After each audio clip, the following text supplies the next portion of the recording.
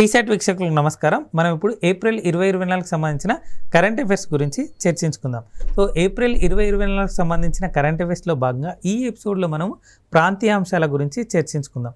So ఎప్పుడైనా అండి ఏ పోటీ పరీక్షకు ప్రిపేర్ అయ్యేటప్పుడైనా ఇలా కరెంట్ అఫైర్స్ను చదివేటప్పుడు ప్రాంతీయ అంశాలని, జాతీయ అంశాలని, అంతర్జాతీయ అంశాలని, వార్తల్లో వ్యక్తులు, ఇంపార్టెంట్ డేస్కి ఉండేటువంటి థీమ్స్, వాటి యొక్క బ్యాక్గ్రౌండ్ అంటూ ఇలా విడివిడి విభాగాలుగా చదివినట్టయితే చదవడం ఈజీ అవుతుంది. ఎట్ ది సేమ్ టైం దాన్ని రివిజన్ చేయడం కూడా ఈజీ అవుతుంది. సో వాటితో పాటుగా static current affairs, dynamic current affairs అంటూ మర్జ్ చేసుకొని చదివినట్టయితే ఎగ్జామ్ పాయింట్ ఆఫ్ వ్యూలో ఎక్కువ స్కోర్ చేయడానికి అవకాశం ఉంటుంది. సో ఎప్పుడు ఈ ఎపిసోడ్లో మనము ఏప్రిల్ 2024కు సంబంధించిన కరెంట్ అఫైర్స్లో భాగంగా ప్రాంతీయ అంశాల గురించి చర్చించుకుందాం. సో ప్రాంతీయ అంశాలు చాలా ఇంపార్టెంట్ రోల్ ప్లే చేస్తాయండి. సో టీఎస్పీఎస్సీకి సంబంధించిన ఎగ్జామ్స్లో కానీ, మనకు లోకల్లో జరిగేటువంటి ఎగ్జామ్స్లో కానీ. సో పర్టికులర్గా ఈ ఎపిసోడ్కి సంబంధించిన అంశాలు ఏదైనా కూడా ఎగ్జామ్ పాయింట్ ఆఫ్ వ్యూలో ఇంపార్టెంట్గా గమనించగలరు. సో ఇప్పుడు మనము మొట్టమొదటి అంశం చూద్దాం. ప్రాంతీయ అంశాల్లో భాగంగా ఏప్రిల్ 2024కు సంబంధించిన కరెంట్ అఫైర్స్లో. సో సింగరేణి సంస్థ ఇటీవల వార్తలో నిలిచింది. దానికి సంబంధించి వాటి యొక్క బొగ్గు ఉత్పత్తి మరియు వార్షిక టర్నోవర్లో సింగరేణి సరికొత్త రికార్డులు నెలకొల్పడం జరిగింది. సో సింగరేణి ఇయర్ అంటే 2023-24కు సంబంధించి అత్యధికంగా టన్నుల ఉత్పత్తి చేయడం జరిగింది. అదేంటంటే 7.2 కోట్ల టన్నుల బొగ్గు ఉత్పత్తిని చేయడం జరిగింది. అంతేకాకుండా గతేడాదితో పోలిస్తే అంటే 2023 ఉత్పత్తి ఎంత ఉంది అంటే 6.71 కోట్ల టన్నులు. సో సరఫరా ఎంత అంటే 6.66 కోట్ల టన్నులతో పోలిస్తే ఉత్పత్తిలో 4.3, సరఫరాలో 4.8% వృద్ధి రేటు రావడం జరిగింది. సో వృద్ధి రేట్ అండి. సో సింగరేణి ఎందుకు ఇటీవల వార్తలో నిలిచింది అంటే బొగ్గు ఉత్పత్తి మరియు వార్షిక టర్నోవర్లలో సరికొత్త రికార్డులు నెలకొల్పింది. సో గత నెలతో ముగిసిన ఆర్థిక సంవత్సరం అంటే 23-24లో ఈ సంస్థ సింగరేణి సంస్థ చరిత్రలోనే అత్యధికంగా 7.2 కోట్ల టన్నుల బొగ్గు ఉత్పత్తిని చేయడం జరిగింది సింగరేణి సంస్థ. సో ఇది ఎగ్జామ్ పాయింట్ ఆఫ్ వ్యూలో ఆబ్జెక్టివ్గా అడగొచ్చండి. మనం డిస్క్రిప్టివ్ రాసినప్పుడు కూడా దీన్ని మెన్షన్ చేస్తూ రాయొచ్చు. సో నెక్స్ట్ చూడండి, గతేడాది అంటే 22-23లో ఉత్పత్తి ఎంత ఉందంటే 6.71 కోట్ల టన్నులు, సరఫరా 6.66 కోట్ల టన్నులతో పోలిస్తే ఇయర్ ఎంత పెరిగింది అంటే ఉత్పత్తిలో 4.3, సరఫరాలో 4.8% వృద్ధి రేటుగా ఉంది. అంతేకాకుండా బొగ్గు విద్యుత్ అమ్మకాలపై వార్షిక టర్నోవర్ ఎంత ఉందంటే 37,420 కోట్లకు చేరింది. సో గతేడాది ఎంత ఉంది దాని వాల్యూ టర్నోవర్ అంటే 33,065 కోట్లు. ఎంత 33,065 కోట్లతో పోలిస్తే ఎంత అదనంగా వచ్చింది అంటే 4,355 కోట్లు అదనంగా వచ్చే. ఎంత శాతం అదనంగా వచ్చిందంటే 13.2% వృద్ధి రేటు అదనంగా రావడం జరిగింది. సో సింగరేణి ఇటీవల వార్తలో నిలిచింది. ఎందుకు అంటే బొగ్గు ఉత్పత్తి మరియు వార్షిక టర్నోవర్లో సింగరేణి కొత్త రికార్డు నెలకొల్పింది. సో ఎంత ఉత్పత్తి చేసింది ఈ ఇయర్ అంటే 7.2 కోట్ల టన్నుల బొగ్గు ఉత్పత్తి అయింది. టర్నోవర్ ఎంత జరిగింది అంటే 37,420 కోట్లకు జరిగింది. లాస్ట్ ఇయర్ కంటే ఎంత శాతం వృద్ధి రేటు సాధించింది అంటే 13.2% వృద్ధి రేటు సాధించింది. లాస్ట్ టైం ఎంత జరిగింది టర్నోవర్ అంటే 33,065 కోట్లు. ఇయర్ ఎంత అంటే 37,420 కోట్లు. సో ఎంత డిఫరెన్స్ అంటే 4,355 కోట్ల డిఫరెన్స్ ఉంది. ఎంత శాతం వృద్ధి రేటు సాధించినట్టు అంటే 13.2% వృద్ధి రేటు సాధించింది. సో ఇది సింగరేణి సంస్థ. సో బొగ్గు ఉత్పత్తి వార్షిక టర్నోవర్లో సింగరేణి సరికొత్త రికార్డులు నెలకొల్పడం జరిగింది ఈ ఆర్థిక సంవత్సరంలో. నెక్స్ట్ పురావస్తు ప్రదేశాలు. సో చాలా ఇంపార్టెంట్ బిట్ అండి. పురావస్తు ప్రదేశాలు ఇటీవల ఎక్కడ ఏం బయలుపడ్డాయి అని అడగచ్చు. సో 2 రాక్ ఆర్ట్ సైట్స్ ఎక్కడ బయలుపడ్డాయి అంటే భద్రాద్రి కొత్తగూడెం జిల్లా గుండాల మండలంలోని దామరతోగులో. సో అక్కడ ఈ 2 రాక్ ఆర్ట్ సైట్లు బయలుపడడం జరిగింది. దాంతోపాటుగా దట్టమైన అడవులలో 200 మెగాలిథిక్ స్మారక చిహ్నాలు కనుగొనడం జరిగింది. దాన్ని డోల్మెనైడ్ సిస్టులు అంటారు. డోల్మెనైడ్ సిస్టులు అంటారు. చాలా ఇంపార్టెంట్ బిట్ అండి ఇది. దట్టమైన అడవుల్లో 200 మెగాలిథిక్ స్మారక చిహ్నాలను గుర్తించడం జరిగింది. అంతేకాకుండా ఇనుపయుగం నాటి మెగాలిథిక్ సైట్లను కూడా కనుగొనడం జరిగింది. ఎక్కడ అంటే ములుగు జిల్లా బండెల గ్రామ సమీపంలో ఉన్నటువంటి ఊరగుట్ట వద్ద. సో ఎన్ని ప్రదేశాల్లో 3 ప్రదేశాల్లో డిఫరెంట్ థింగ్స్ కనుగొనడం జరిగింది. 2 రాక్ ఆర్ట్ సైట్లు ఎక్కడ అంటే భద్రాద్రి జిల్లాలో, ఇనుపయుగం మెకాలిథిక్ సైట్లు ఎక్కడ అంటే ములుగు జిల్లా ములుగు జిల్లాలో. సో దట్టమైన అడవుల్లో 200 మెగాలిథిక్ స్మారక చిహ్నాలను కూడా గుర్తించడం జరిగింది. వాటిని ఏమంటారంటే డోల్మెనైడ్ సిస్టులు అని కూడా అంటారు వీటిని. నెక్స్ట్ అంశం చూడండి, సెల్ ఫోన్ రికవర్లో దేశంలోనే 2వ స్థానంలో నిలిచిన రాష్ట్రం ఏది అంటే తెలంగాణ. సో పోగొట్టుకున్న లేదా చోరీకి గురైన సెల్ ఫోన్ల రికవర్తో తెలంగాణ పోలీస్ శాఖ దేశంలో 2వ స్థానంలో ఉందంట. So central equipment identity register పోర్టల్లో అందుబాటులో వచ్చాక ఏడాది కాలంలో ఎన్ని సెల్ ఫోన్ల రికవరీ జరిగింది అంటే 26,833 ఫోన్ల రికవరీ జరిగింది. సో సెల్ ఫోన్ రికవరీలో దేశంలోనే 2వ స్థానం సాధించినటువంటి రాష్ట్రం ఏది అని అడగచ్చు. ఏది అంటే తెలంగాణ. ఇది Telangana. Next, best airport staff in India and south Asia 2024 అవార్డును పొందినటువంటి ఎయిర్పోర్ట్ ఏది అంటే సంబంధించిన సంస్థ ఏది అంటే GMR Hyderabad international airport limited వాళ్ళు, GHIAL వాళ్ళు. సో ఏ సంస్థ వాళ్ళు ఈ సత్కారాన్ని ఇవ్వడం జరిగిందంటే స్కైట్రాక్ సంస్థ వాళ్ళు ఈ సత్కారాన్ని ఇవ్వడం జరిగింది. So best airport staff in India and south Asia award ఎవరికి రావడం జరిగిందంటే GMR Hyderabad international airport limited వారికి రావడం జరిగింది. సో ఏప్రిల్ 17న జర్మనీలోని ఫ్రాంక్ఫర్ట్లో జరిగినటువంటి ప్యాసింజర్ టెర్మినల్ ఎక్స్పోలో ఈ ప్రకటన రావడం జరిగింది, జిఎంఆర్కి సంబంధించినటువంటి ఈ ప్రకటన. So best airport staff in India and south Asia 2024 సత్కారం పొందినటువంటిది ఎవరు అని అంటే GMR Hyderabad international airport limited వారు. నెక్స్ట్ అంశం చూడండి, క్రీడాపరమైన అంశం, క్రికెట్కి సంబంధించిన అంశం. చాలా చాలా ఇంపార్టెంట్ బిట్ అండి. అత్యధిక పరుగులు చేసి ఇటీవల ఒక ఐపీఎల్ జట్టు చరిత్రలో నిలిచింది. అది ఏది అంటే sun Risers Hyderabad. So SRH జట్టు 3 వికెట్ల నష్టానికి 287 పరుగులను చేయడం జరిగింది. ఏ జట్టు పైన అంటే రాయల్ ఛాలెంజర్స్ బెంగళూరు పైన. సో ఎక్కడ అంటే బెంగళూరులోని ఎం చిన్నస్వామి స్టేడియంలో. సో ఎం చిన్నస్వామి స్టేడియం ఎక్కడుంది అని కూడా అడగవచ్చు. బెంగళూరులో. సో క్రీడాపరమైన అంశం చెప్పుకున్నాం కదా. సో సన్ రైజర్స్ హైదరాబాదు 287 పరుగుల చేసి రికార్డు నెలకొల్పింది ఐపీఎల్ హిస్టరీలోనే. ఏ జట్టు పైన ఈ రికార్డు సాధించింది అంటే రాయల్ ఛాలెంజర్స్ బెంగళూరు పైన. సో ఎక్కడ ఏ స్టేడియంలో ఈ రికార్డు నెలకొల్పబడింది అంటే బెంగళూరులోని ఎం చిన్నస్వామి స్టేడియంలో. చిన్నస్వామి స్టేడియంలో. సో సన్ రైజర్స్ హైదరాబాద్ జట్టు ఇటీవల వార్తల నుంచి ఎందుకంటే అత్యధిక పరుగులు చేసి ఐపీఎల్ చరిత్రలో ఎన్ని పరుగులు 287. ఎవరిపైన? రాయల్ ఛాలెంజర్స్ బెంగళూరు పైన. నెక్స్ట్, తెలంగాణ హైకోర్టు శాశ్వత న్యాయమూర్తులుగా ప్రమాణ స్వీకారం చేసినటువంటి వ్యక్తులు ఎవరు? ఇద్దరు ఇటీవల అంటే justice Jagganagari Srinivasarao, justice Namorapu Rajeswararao. So ఇద్దరు కూడా తెలంగాణ హైకోర్టు శాశ్వత న్యాయమూర్తులుగా ప్రమాణ స్వీకారం చేయడం జరిగింది. వీళ్ళతో ప్రమాణ స్వీకారం చేసినటువంటి వ్యక్తి ఎవరు అంటే తెలంగాణ హైకోర్టు ప్రధాన న్యాయమూర్తి అయినటువంటి అలోక్ ఆరాధే. సో వీరి చేత ప్రమాణ స్వీకారం చేయించడం జరిగింది. తెలంగాణ హైకోర్టు శాశ్వత న్యాయమూర్తులుగా ప్రమాణ స్వీకారం చేసింది ఎవరంటే justice Jagganagari Srinivasarao, justice Namorapu Rajeswararao. Next అంశం చూడండి, రంగారెడ్డి జిల్లాలో ఉన్నటువంటి నందిగామ ప్రాంతంలో కన్హా శాంతివనం ఉంది. అతిపెద్ద ధ్యాన మందిరం అని చెప్పి రీసెంట్ ఎపిసోడ్లో కానీ అంతకుముందు కానీ చెప్పుకున్నాం. సో అక్కడ ఇటీవల జయంతి ఉత్సవాలు జరిగాయి. ఎవరికి సంబంధించి అక్కడ ఎవరు రావడం జరిగింది ఏంటి అనేది చూద్దాం. సో బాబూజీ మహారాజ్ యొక్క 125వ జయంతి వారోత్సవాలు జరిగాయి. ఎక్కడ అంటే రంగారెడ్డి జిల్లాలో ఉన్నటువంటి నందిగాం మండలంలోని కన్హా శాంతివనంలో. సో కన్హా శాంతివనం అతిపెద్ద ధ్యాన మందిరంగా చెప్పుకుంటాం. సో బాబూజీ మహారాజ్ యొక్క 120వ జయంతి వారోత్సవాలు ఎక్కడ జరిగాయి అని అడగచ్చు. ఎక్కడంటే రంగారెడ్డి జిల్లా నందిగాం మండలంలో ఉన్నటువంటి కన్హా శాంతివనంలో. కన్హా శాంతివనం. సో ఎందుకు వార్తల్లో నిలిచింది అంటే రిజర్వ్ బ్యాంక్ ఆఫ్ ఇండియా వాళ్ళు ప్రత్యేకంగా ముద్రించినటువంటి బాబూజీ స్మారక వెండి నాణాన్ని రామచంద్ర మిషన్ గ్లోబల్ గైడ్ అయినటువంటి కమలేష్ డి పటేల్తో కలిసి మాజీ రాష్ట్రపతి అయినటువంటి రామ్నాథ్ కోవింద్ ఈ వెండి నాణాన్ని ఆవిష్కరించడం జరిగింది. అందుకు గాను ఇటీవల వార్తల్లో నిలిచింది. సో అతిపెద్ద ధ్యాన మందిరం అయినటువంటి కన్హా శాంతివనం ఏ జిల్లాలో ఉంది అని అడగచ్చు. ఎక్కడ ఉంది అంటే రంగారెడ్డి జిల్లా. రంగారెడ్డి జిల్లా.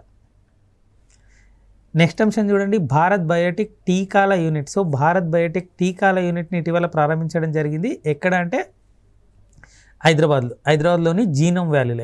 Genome valley. సో ఈ టీకాల యూనిట్ని ఇటీవల ఎవరు సందర్శించారు అంటే భారతదేశానికి ఉపరాష్ట్రపతిగా ఉన్నటువంటి జగదీప్ ధంకర్ సందర్శించడం జరిగింది. అందుకు గాను ఇది ఇటీవల వార్తలో నిలిచింది. ఎప్పుడైనా చూడండి రాష్ట్రపతి కానీ ఉపరాష్ట్రపతి కానీ ప్రధానమంత్రి సీఎం కానీ వాళ్ళ పర్యటనలు ఇంపార్టెంట్, వాళ్ళు చేసినటువంటి స్కీమ్స్, అక్కడ ఏదైనా శంకుస్థాపనలు చేశారా అనే వాటిపైన ఎగ్జామ్ పాయింట్ ఆఫ్లో క్వశ్చన్స్ అడిగే అవకాశాలు ఎక్కువగా ఉంటాయి. సో ఈ జీనోమ్ వ్యాలీ గురించి ఇంతకుముందే క్వశ్చన్ అడిగారండి ప్రీవియస్ ఎగ్జామ్స్లో. సో హైదరాబాద్లో ఉన్నటువంటి జీనోమ్ వ్యాలీలో భారత్ బయోటెక్ టీకాల యూనిట్ని ఇటీవల ఎవరు సందర్శించారు అంటే భారత ఉపరాష్ట్రపతి అయినటువంటి జగదీప్ ధంకర్ దాన్ని సందర్శించడం జరిగింది.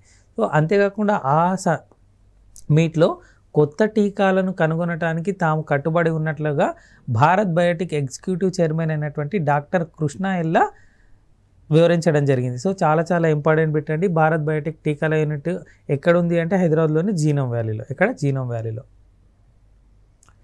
నెక్స్ట్, సిబిఐ ప్రత్యేక కోర్టు ప్రిన్సిపల్ జడ్జిగా నియమిస్తూ ఉత్తర్వులు జారీ చేయడం జరిగింది. ఎవరిని నియమించారు అంటే డాక్టర్ టి రఘురామ్ని. ఎవరిని? టి రఘురామ్ని. నెక్స్ట్, దక్షిణ మధ్య రైల్వే ఉంటుందిగా, దక్షిణ మధ్య రైల్వే ఇటీవల వార్తలో నిలిచిన అంశంగా ఉంది. చాలా ఇంపార్టెంట్ బిట్టు. సో 20,339 కోట్ల ఆదాయంతో ఇటీవల రికార్డు నెలకొల్పింది దక్షిణ మధ్య రైల్వే. సో జోన్ అంటే దక్షిణ మధ్య రైల్వే జోన్ ప్రారంభమైనప్పటి నుండి ఇంత ఆదాయం రావడం ఇదే మొట్టమొదటిసారి. సో 2022-2023లో రాబడి ఎంతుంది అంటే 18,976 కోట్ల రాబడి ఉంటే ఈ ఇయర్ ఎంతుంది అంటే 20,339 కోట్లు ఉంది. సో దక్షిణ మధ్య రైల్వే చరిత్రలోనే ఇది రికార్డుగా. సో ఇంత ఆదాయం రావడం ఇదే మొట్టమొదటిసారి. ఇది మొట్టమొదటిసారి. మివి సంస్థ. సో మివి సంస్థకు సంబంధించిన అంశం ఇటీవల వార్తలో ఉంది. సో ఎప్పుడైనా అండి ఇలాంటి సంస్థలు ఉంటే అది ఏం తయారు చేస్తుంది అనేది కూడా ఇంపార్టెంట్. సో ఎక్కడ ఉంది, ఏదైనా మ్యానుఫ్యాక్చరింగ్ యూనిట్ ప్రారంభించారా అనేది కూడా ఇంపార్టెంట్. సో ఎస్పెషల్లీ తెలంగాణ పరంగా. సో మివి సంస్థ ఏంటి అంటే స్వదేశీ ఆడియో ఎలక్ట్రానిక్ పరికరాల తయారీదారు సంస్థ. ఇది మివి అనేది. సో అత్యాధునిక ప్లాంట్ రంగారెడ్డి జిల్లా మహేశ్వరంలోని ఈ సిటీలో 6.5 ఎకరాల విస్తీర్ణంలో నిర్మిస్తామని చెప్పి ప్రకటించడం జరిగింది. అంతేకాకుండా దీని యొక్క కాస్ట్ ఎంత చూడండి, 225 కోట్ల వ్యయంతో నిర్మిస్తున్నామని చెప్పి ఐటీ శాఖ ముఖ్య కార్యదర్శి అయినటువంటి జయేష్ రంజన్ వెల్లడించడం జరిగింది. సో నూతన ప్లాంట్ 2025 మార్చి నాటికి అందుబాటులోకి వస్తుందని చెప్పి మివి సంస్థకు సంబంధించిన వ్యవస్థాపకులు చెప్పడం జరిగింది. సో మివి సంస్థ దేనికి సంబంధించింది అని అడగవచ్చు. సో స్వదేశీ ఆడియో ఎలక్ట్రానిక్ పరికరాల తయారీదారు సంస్థ. ఇది మివి. అత్యాధునిక ప్లాంట్ రంగారెడ్డి జిల్లా మహేశ్వరంలోని ఈ సిటీలో దీన్ని ఏర్పాటు చేయడం జరుగుతుంది. ఎన్ని ఎకరాలు? 6.5 ఎకరాల్లో. సో మివి సంస్థ దేనికి సంబంధించింది? స్వదేశీ ఆడియో ఎలక్ట్రానిక్ పరికరాల తయారీదారు సంస్థ. Next, Kalam institute of youth excellence programme జరిగింది. ఎక్కడ జరిగింది అంటే గచ్చిబౌలిలోని ఇండోర్ స్టేడియంలో. సో దీనికి ఎవరు రావడం జరిగింది అంటే ISRO chairman doctor yes Somnath హాజరు కావడం జరిగింది ఇన్స్పైర్ హైదరాబాద్ అనే కార్యక్రమం కోసం. నెక్స్ట్ అంశం చూడండి, చాలా ఇంపార్టెంట్ బిట్ అండి. ఉపాధి హామీలో 100% సామాజిక తనిఖీ చేసి ఇటీవల 2 రాష్ట్రాలు వార్తల్లో నిలిచి. ఆ 2 రాష్ట్రాలు ఏంటి అంటే కేరళ మరియు తెలంగాణ. దేశంలో 100% సామాజిక తనిఖీ పూర్తయినటువంటి రాష్ట్రాలుగా ఏది నిలిచాయి, ఏ రాష్ట్రాలు నిలిచాయని అడగచ్చు. ఏది అంటే తెలంగాణ మరియు కేరళలో. సో 2022-23లో చేపట్టినటువంటి మహాత్మా గాంధీ జాతీయ గ్రామీణ ఉపాధి హామీ పథకం పనుల సామాజిక తనిఖీ అంటే వాటికి సంబంధించిన ఫండ్ కానీ వాటికి సంబంధించిన పనులు ఇవన్నిటి కూడా తనిఖీ నిర్వహించడం జరిగింది. అందుకు గాను ఇటీవల వార్తల్లో నిలిచింది. సో 540 మండలాల్లో 12,769 గ్రామ పంచాయతీలో జరిగినటువంటి పనులను తెలంగాణ సామాజిక తనిఖీ సంస్థ పరిశీలించింది. అందుకు గాను వార్తల్లో నిలిచింది. సో 2023-24 సంవత్సరానికి కూడా సామాజిక తనిఖీని పూర్తి చేసేందుకు కార్యాచరణ చేపట్టినట్లు తెలపడం జరిగింది ఈ తెలంగాణ సామాజిక తనిఖీ సంస్థ. చాలా ఇంపార్టెంట్ బిట్ అండి. ఉపాధి హామీలో 100% సామాజిక తనిఖీ సాధించినటువంటి 2 రాష్ట్రాలు ఏది అని అడగవచ్చు. ఏవి అంటే తెలంగాణ మరియు కేరళ. ఇది తెలంగాణ మరియు కేరళ. నెక్స్ట్ అంశం చూడండి, తెలంగాణ హైకోర్టు చాలా చాలా ఇంపార్టెంట్ బిట్ అండి. దేశ చరిత్రలోనే మొట్టమొదటిసారి అని చెప్పుకోవచ్చు 73 ఏళ్ళ సంబంధించినటువంటి ఒక పాత కేసుకు సంబంధించినటువంటి తీర్పును ఇటీవల తెలంగాణ హైకోర్టు వెలువడించడం జరిగింది. అందుకని ఇటీవల వార్తల్లో నిలిచింది. అంతకుముందు ఏంటి అంటే 72 ఏళ్ళ కేసును 72 ఏళ్ళ కేసుకు సంబంధించినటువంటి తీర్పును వెలువరించి కలకత్తా హైకోర్టు వార్తల్లో నిలిచింది. సో ఇప్పుడు దాన్ని అధిగమించి 73 ఏళ్ళ పాత కేసును సంబంధించి తీర్పును వెలువరించింది ఏ కోర్టు అంటే తెలంగాణ హైకోర్టు. సో అర్ధ శతాబ్దానికి పైగా నడిచినటువంటి నవాబ్ ఫక్రుల్ ముల్క్ వారసుల భాగ విభాగానికి సంబంధించినటువంటి వివాదం అది. సో దానికి సంబంధించి తీర్పును ఇటీవల ప్రధాన న్యాయమూర్తి అయినటువంటి జస్టిస్ అలోక్ ఆరాధే మరియు జస్టిస్ శ్రవణ్ కుమార్ల ధర్మాసనం దీనికి సంబంధించిన తీర్పును ఇవ్వడం జరిగింది. సో 73 ఏళ్ళ పాత కేసును పరిష్కరించి తీర్పును వెలువరించినటువంటి కోర్టు ఏది అని అడగచ్చు. చాలా చాలా ఇంపార్టెంట్ బిట్ అండి తెలంగాణ హైకోర్టు. సో అంతకుముందు ఏది ఉంది అంటే కలకత్తా హైకోర్టు 72 ఏళ్ళ పాత కేసుకు సంబంధించి రీసెంట్గానే అది కూడా. సో 72 ఏళ్ళ పాత కేసుకు సంబంధించినటువంటి తీర్పును వెలువరించింది. ఆ రికార్డును అధిగమించి 73 ఏళ్ళు అంటే చాలా పాత కేసును 73 ఏళ్ళటువంటి పాత కేసును పరిష్కరించి తీర్పు వెలువరించినటువంటి కోర్టు ఏది అని అడగచ్చు. ఏది అంటే తెలంగాణ హైకోర్టు. సో తెలంగాణ హైకోర్టుకు సంబంధించిన అంశం కాబట్టి తెలంగాణ హైకోర్టు ప్రధాన న్యాయమూర్తిగా ఎవరున్నారు అంటే అలోక్ ఆరాధే. ఎవరు? అలోక్ ఆరాధే. సో చాలా చాలా ఇంపార్టెంట్ బిట్ అండి. నెక్స్ట్, తెలంగాణ హెరిటేజ్ సంబంధించిన సంస్థ ఇటీవల NIMFCతో ఒక అవగాహన కార్యక్రమాన్ని చేసుకుంది. సో దానికి అవగాహన కార్యక్రమంలో భాగంగా ఏంటి అంటే తెలంగాణలో ఉన్నటువంటి రాష్ట్ర పురావస్తు ప్రదర్శనశాలలో ఉన్నటువంటి మనుస్క్రిప్ట్లు, చిత్రకళాఖండాలు కానీ రాతపత్రుల మరమ్మతులు పరీక్షించడం, డిజిటలైజేషన్, డాక్యుమెంటేషన్, క్యాటలింగ్ కోసం ఈ తెలంగాణ హెరిటేజ్ సంస్థ వాళ్ళు ఎవరితో ఒప్పందం చేసుకున్నారు అంటే NIMFCతో. NIMFC అంటే ఏంటి అంటే నూర్ ఇంటర్నేషనల్ మైక్రో ఫిల్మ్ సెంటర్తో సో ఒప్పందం చేసుకోవడం జరిగింది. ఎక్కడంటే ఢిల్లీలోని ఇస్లామిక్ రిపబ్లిక్ ఆఫ్ ఇరాన్ రాయబార కార్యాలయం. చాలా చాలా ఇంపార్టెంట్ బిట్ అండి. తెలంగాణ హెరిటేజ్ అవగాహన ఒప్పందం ఎవరితో జరిగింది అని అడగచ్చు. ఎవరితో అంటే Noor international micro film centre వాళ్ళతో. ఎవరితో? Noor international micro film centre వాళ్ళతో ఒక అవగాహన కార్యక్రమం జరిగింది. పురావస్తు శాఖకు సంబంధించినటువంటి అంశాలను పరిరక్షించడం కోసం, డిజిటలైజేషన్ చేయడం కోసం లేదా క్యాటలింగ్ కోసము ఈ అవగాహన ఒప్పందం అనేది చేసుకోవడం జరిగింది తెలంగాణ హెరిటేజ్ సంబంధించి. నెక్స్ట్, ప్రముఖ హిందీ పత్రిక అయినటువంటి హిందీ మిలాప్ ఎడిటర్గా పనిచేసినటువంటి వ్యక్తి కన్నుమూయడం జరిగింది. ఆయన ఎవరు అంటే వినయ్ వీర్. సో ప్రముఖ హిందీ పత్రిక హిందీ మిలాప్ యొక్క ఎడిటర్ ఇటీవల కన్నుమూయడం జరిగింది. ఆయన పేరేంటి అని అడగచ్చు. ఎవరంటే వినయ్ వీర్. నెక్స్ట్, హైదరాబాద్ ఐఐటికి చెందినటువంటి విసిగ్ నెట్వర్క్స్ అగ్రస్థానంలో నిలిచింది. ఎందుకు అంటే డీప్ టెక్నాలజీ స్టార్టప్ పేటెంట్లలో. చాలా చాలా ఇంపార్టెంట్ బిట్ అండి. దేశవ్యాప్తంగా డీప్ టెక్నాలజీ స్టార్టప్ పేటెంట్లలో అగ్రస్థానంలో నిలిచినటువంటి సంస్థ ఏది అని అడగచ్చు. హైదరాబాద్ ఐఐటికి చెందినటువంటి విసిగ్ నెట్వర్క్స్ అనే వాళ్ళు డీప్ టెక్నాలజీ స్టార్టప్ పేటెంట్లలో దేశంలోనే మొదటి స్థానంలో ఉన్నటువంటి సంస్థ. ఈ సంస్థ హైదరాబాద్ ఐఐటి బిజినెస్ ఇంక్యుబేషన్ కేంద్రం నుంచి వైర్లెస్ టెక్నాలజీ సంస్థగా ఆవిర్భవించింది. ఏది అంటే విసిగ్ నెట్వర్క్స్ అనేది. సో డీప్ టెక్నాలజీ స్టార్టప్ పేటెంట్లో అగ్రస్థానం పొందినటువంటి సంస్థ ఏది అంటే హైదరాబాద్ ఐఐటికి చెందినటువంటి విసిగ్ నెట్వర్క్స్. ఏది? విసిగ్ నెట్వర్క్స్. ఇప్పటి వరకు మనము కరెంట్ అఫైర్స్ సంబంధించినటువంటి అంశాల్లో భాగంగా ఏప్రిల్ 2024కు సంబంధించిన ప్రాంతీయ అంశాల గురించి చర్చించుకున్నాం కదా.